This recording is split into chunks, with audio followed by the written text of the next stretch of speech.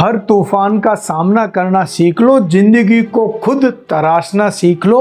जो तूफानों का सामना करता वही सफल होता है। हार से मत हारो, हार से लड़ना सीख लो। नमस्कार दोस्तों, मैं शिव कुमार व्यास व्यासवाणी में एक बार फिर आपका स्वागत करता हूं। दोस्तों, ज़िंदगी में बहुत सारे लोग मिलते हैं और अपना रोना रोते रहते हैं और कहते हैं कि हमारे जीवन में बहुत बाधाएं हैं, बहुत संकट है, परेशानियां हैं, चुनौतियां हैं, समस्याएं हैं और इसकी वजह से हम आसान सा जीवन नहीं जी पा रहे हैं। वो दोस्त जब मिलते हैं, उनकी मैं बातें सुनता हूँ तो मुझे एक ही चीज़ याद आती है, बाधाएं क्यों आती है। हमारे जीवन में बाधाएं हमारी क्षमता, हमारी योग्यताओं को निखारने आती है, हमें आगे बढ़ाने के लिए आती है और हमारे अंदर जो है श्रेष्ठ, उसको श्रेष्ठतम रूप में परिमार्जित करने के लिए आती है। तो जिंदगी में बाधाएं आना बहुत ज़रूरी है, रुकावटें आना बहुत ज़रूरी है और इस विषय पे लगभग मैंने 7 से 8 वीडियो बना रखे हैं। आप उन वीडियो को भी ज़रूर देखें। दोस्तों, बाधाएं हमें निकालने आती है, क्षमताओं की, योग्यताओं की परीक्षा लेने के लिए आती है, उन्हें परिमार्जित करने के लिए आती है, उन्हें प्रांजल करने के लिए आती है। जो सोचते हैं वो कर दिखाते हैं, जो डरते हैं वो बस रह जाते हैं और जिनमें होती है हौसलों की उड़ान, वही आसमान को छू आते हैं। जीवन में आने वाली बाधाएं, चुनौतियां, कठिनाइयां व्यक्ति को मजबूत और बेहतर बनाने के लिए आती है और बेहतर बनाने में मदद करती है।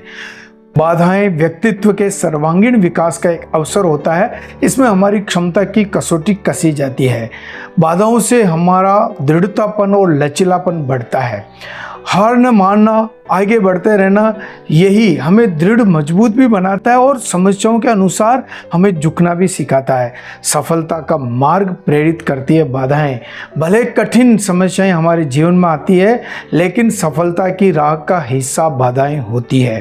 बाधाओं से हमारी सोचने समझने की शक्ति बढ़ती है। समस्याओं से डरे बिना जो आगे बढ़ जाता है, जिंदगी में वही उपलब्धि हासिल करता है, सफल होता है।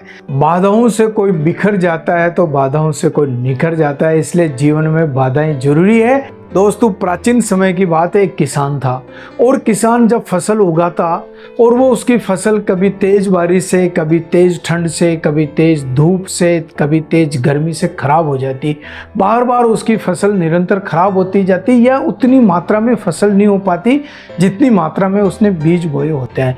तो वो हर दिन भगवान को कोसने लग गया कि भगवान, तुमने मेरे साथ ऐसा किया, मेरे जीवन में इतने संकट में इतनी मेहनत करता हूँ, खेती के लिए प्रयास करता हूँ, लेकिन कभी आप तेज बारिश कर देते हो, कभी तेज ठंड कर देते हो, कभी गर्मी आ जाती, कभी ओले पड़ जाते हैं।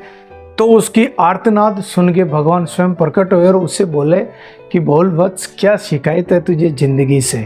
किसान ने कहा, मुझे ये शिकायत, आपको कुछ पता नहीं है कि कब बारिश करनी चाहिए, कब धूप करनी चाहिए, कब गर्मी करनी चाहिए। आप अपनी मर्जी से कर लेते हो और हमारी फसलें नष्ट हो जाती है।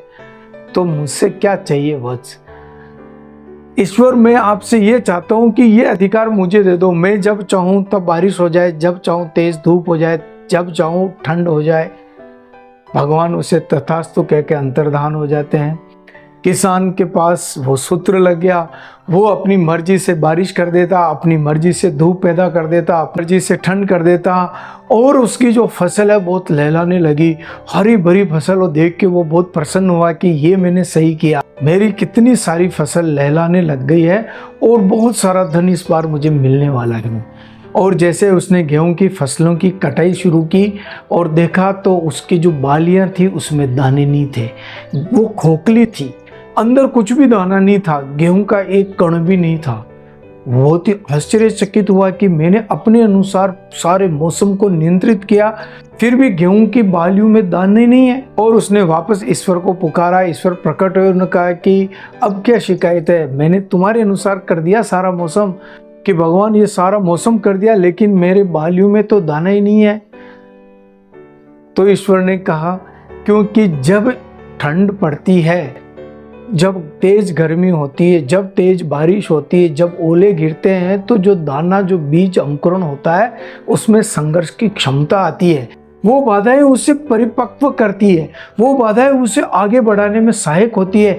लेकिन तुमने सारी फसल को एक कंफर्ट जोन दे दिया और जो अभाव में जीता है वही प्रभाव पैदा करता है। इसलिए सारे मौसम अपने हिसाब से चलते हैं ताकि हम जिंदगी में आगे बढ़ सके। दोस्तों, यही बात हमारे जीवन में लागू होती है कि बाधाएं आ रही है यानी कि हमें आगे बढ़ने के बेहतर अवसर मिल रहे हैं। इसलिए बाधाओं से घबराए नहीं, जीवन में आगे बढ़ते जाएं, बाधाओं को स्वीकार करें, समस्याओं चुनौतियों को स्वीकार करें। इसलिए बाधाओं और चुनौतियों को स्वीकार करते जाएं, आगे बढ़ते जाएं। व्यक्तित्व विकास और निर्माण के लिए देखते रहें व्यासवाणी। बहुत बहुत धन्यवाद।